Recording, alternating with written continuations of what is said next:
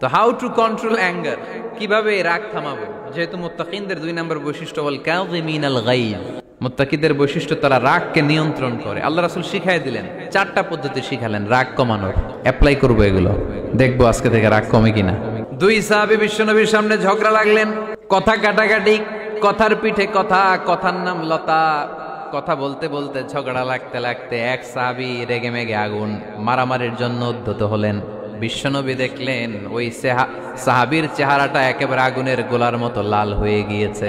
বিশ্বনবী বললেন, ইন্নী লা আ'লামু কালিমাতান, আমি এমন একটা বাক্য জানি, এই রাগান্বিত সাহাবী যদি এখন এই বাক্যটা পড়া শুরু করে দেয়, তার রাগটারে নিমিষেই ঠান্ডা বানাইয়া দিবে কে?